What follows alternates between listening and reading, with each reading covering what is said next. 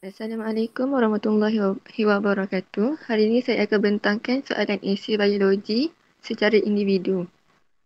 Soalan 1A. Raja 9 di bawah menunjukkan suatu aktiviti yang telah dijalankan berdekatan kawasan perumahan dengan tujuan untuk memperkembangkan kawasan tersebut. Walau bagaimanapun, penduduk-penduduk di kawasan tersebut risau tentang kesan-kesan buruk yang akan dibawa oleh aktiviti tersebut.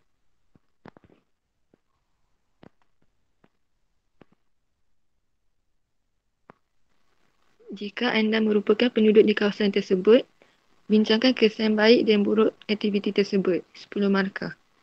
Kesan baik dapat membina pertempatan baharu yang dapat membantu penduduk untuk memiliki tempat tinggal yang lebih selesa. Yang kedua, dapat membangunkan pembangunan infrastruktur awam seperti jalan raya dan stesen bas. Yang ketiga, kayu-kayu balak yang ditebang dapat digunakan untuk menghasilkan perabot yang berkualiti tinggi. Yang keempat, dapat dijadikan kawasan pertanian yang dapat menghasilkan sumber bahan mentah.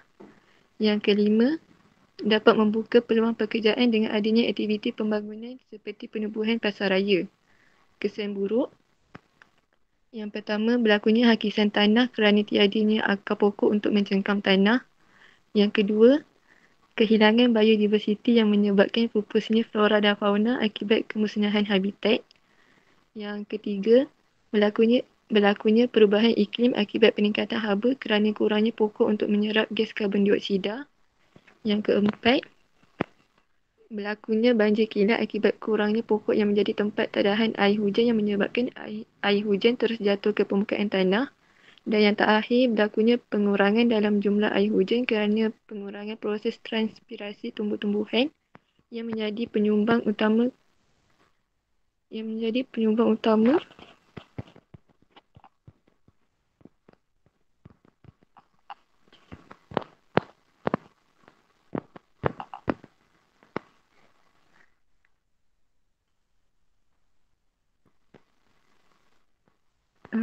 cikgu dia punya kepada penyumbang utama kelembapan udara untuk menghasilkan awan dan hujan. Soalan B. Raja 10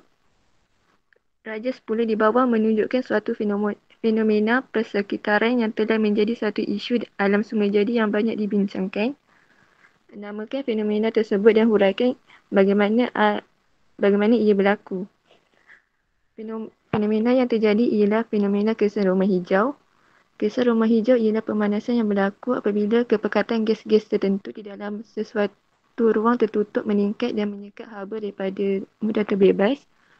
Fenomena ini berkait rapat dengan pemanasan global dan punca utama fenomena ini berlaku adalah disebabkan pembebasan gas rumah hijau secara berleluasa.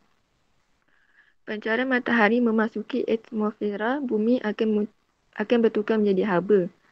Sebahagian daripada cahaya tersebut akan dipantulkan kembali ke ruang angkasa dari permukaan bumi dalam bentuk inframerah. Semasa pembebasan tenaga haba, kebanyakan daripadanya akan diserap oleh gas rumah hijau seperti gas karbon dioksida, gas metana, gas nitrogen dan gas klorofluorokarbon CFC yang terdapat dalam atmosfera bumi. Gas-gas ini akan mengelakkan haba yang diserap daripada dipantulkan kembali ke ruang angkasa. Hal ini akan memastikan suhu bumi